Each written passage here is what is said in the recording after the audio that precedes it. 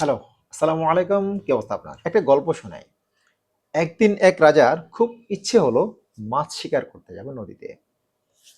তো রাজা মাছ শিকার করতে যাবে সেজন্য আবহাওয়া থেকে শুরু করে নদীর অবস্থান, জোয়ার ভাটা, হুম, আজকে মাছের অবস্থান কি থাকবে, হ্যাঁ? সবকিছু বিবেচনা করে রাজা আজকে মাছ ধরতে যাবে। তো আবহাওয়া মন্ত্রীকে জিজ্ঞেস করলো যে, "মন্ত্রী, আজকে আবহাওয়ার অবস্থা কি? বৃষ্টি বা রোদ, কি অবস্থা?" বলল, "মহারাজ, আজকে আবহাওয়া খুবই চমৎকার থাকবে, নাতিশীতোষ্ণ, যেটা খুবই আরাম পাবেন আজকে আবহাওয়াটার মধ্যে। সো আপনি যদি মাছ ধরার আপনি শিকার করার জন্য আপনি যেতে চান, আজকের দিনটা খুবই যথেষ্ট চমৎকার এবং খুব রিল্যাক্স পাবেন আপনি।" রাজা বলল, "সত্য তো?" বলল, "নিঃসন্দেহে মন্ত্রী রাজামশাই।" রাজা বলল, "সত্য তো?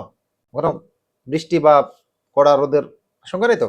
বলল, "না মহারাজ, আজকে খুবই শান্ত এবং ঠান্ডা আবহাওয়া থাকবে। আজকে মাছ ধরার জন্য আপনি যেতে পারেন।" সুন্দর কথা।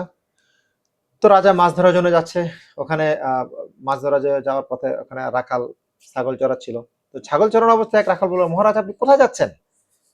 বলল, "আজকে তো আমি মাছ শিকার করতে যাচ্ছি।" তখন রাখাল বলল, "মহারাজ, আজকে তো কিছুক্ষণ পরে বৃষ্টি নামবে, আপনি মাছ শিকার করতে যাচ্ছেন কেন আজকে?" এখন মহারাজ বলল, "দেখো, তুমি চাষার মতো থাকো। আজকে কোনো বৃষ্টি হওয়ার কোনো সম্ভাবনাই নেই। ছাগল চড়াচ্ছ তুমি, ছাগল চড়াও, তুমি রাখাল দায়িত্ব পালন করো। জ্ঞান দিতে আসছো না। আমার মন্ত্রী বলছে বৃষ্টি হবে না, আর তুমি বলছো বৃষ্টি হবে।" চাষাকে একটু রাজা বকে, খুব মাথা গরম করে বকে রাজা মাছ ধরতে চলে গেলেন। মাছ ধরতে গেলেন, কিছুক্ষণ পরে সেই ঝুম বৃষ্টি শুরু হয়ে গেল। রাজা তো কোন রকম লেজে গোবরে হয়ে ছাতা নিয়ে রাজ্যে চলে আসলেন, রাজপ্রাসাদে চলে আসলেন। এখন রাজা বলল, আমার মন্ত্রী বলল যে বৃষ্টি হবে না, কিন্তু সেই রাখাল বলল বৃষ্টি হবে কিছুক্ষণ পরেই। রাখালের কথা মতো বৃষ্টি অঝোর ধারে নামলো ঠিক কিছুক্ষণ পরেই। তাহলে আমার মন্ত্রীর তথ্য ভুল ছিল, রাখালের তথ্য সঠিক। রাখালকে ধরে নিয়ে আসো। রাখালকে ধরে নিয়ে আসলো। রাখালকে জিজ্ঞেস করলো, "তুই কিভাবে জানলি যে একটু পরে বৃষ্টি হবে? তুই যেমনটা বললি ঠিক তেমনটা বৃষ্টি হলো।" এখন রাখাল বলল, "মহারাজ, আমার ছাগলটাকে নিয়ে আসতে হবে।" "ঠিক আছে, নিয়ে আস।" নিয়ে আসলো। "এখন বল, কিভাবে তুই বুঝলি একটু পরে অঝোর ধারে বৃষ্টি হবে? এই বৃষ্টিতে আমি ভিজে গেলাম, আর আমার মন্ত্রী বলল বৃষ্টি হওয়ার কোনো সম্ভাবনাই নেই।" বলল, "মহারাজ, বৃষ্টি হওয়ার কিছুক্ষণ আগে আমার ছাগলটা শুধু মুততে থাকে, মানে প্রস্রাব করে।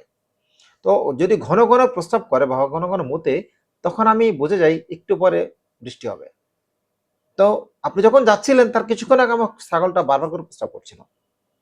সেজন্য আমি বললাম, মহারাজ, বৃষ্টি হবে একটু পরেই। আপনি শুনলেন না।" মহারাজ বলল, "তাহলে সেটা তোরও যোগ্যতা না?" বলল, "না মহারাজ, আমার ছাগলের।"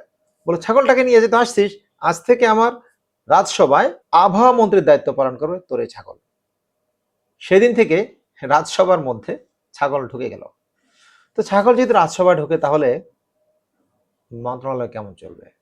আমাদেরও বিভিন্ন দেশে, বিভিন্ন সমাজে, বিভিন্ন গোত্রের মধ্যে, আমাদেরও বিভিন্ন দেশে, বিভিন্ন সমাজে, বিভিন্ন দলের মধ্যে কিছু ছাগল রয়েছে যারা দল পরিচালনা করছে। তারা বোঝে না কিভাবে দল, কিভাবে দেশ, কিভাবে জাতিকে পরিচালনা করতে হয়। তারা জানে শুধুমাত্র অর্থ কামাইয়ের জন্য মন্ত্রণালয় তাদের দরকার। অর্থ কামাইয়ের জন্য তাদের সভাপতি হওয়া দরকার, সহ সভাপতি হওয়া দরকার। দেশ কিংবা জাতিকে ডেভেলপ করার জন্য তাদের কোনো পরিকল্পনা নেই। তাদের পরিকল্পনা একটাই, নিজের পকেট ভরতে পারলেই যথেষ্ট। দেশকে খুশি করার জন্য কেউ কিছু করছে না, নিজের মতো করে প্রত্যেকেই কাজ করে যাচ্ছে। কারণ মন্ত্রিসভা তো ছাগল বসে আছে, মন্ত্রিসভায় তো পাগল বসে আছে, মন্ত্রিসভায় তো দেশপ্রেমিক নেই, অন্য কেউ বসে আছে, পকেট প্রেমিক, যে কিনা তার পকেটটাকে খুব দ্রুতই ভরে ফেলতে চায়। সো আমরা যদি সেই অবস্থান থেকে বেরিয়ে আসতে চাই, যোগ্য লোককে যোগ্য জায়গায় বসাতে হবে। যোগ্য লোক কাজ করতে গেলে কিছু ত্রুটি হবে, কিন্তু ছাগল যদি কাজ করতে যায় পুরোটাই ত্রুটি হবে। বোঝার বিষয় সেখানে। Thank you very much. আসসালামু আলাইকুম। ফিয়ামানিল্লাহ। ভালো থাকবেন।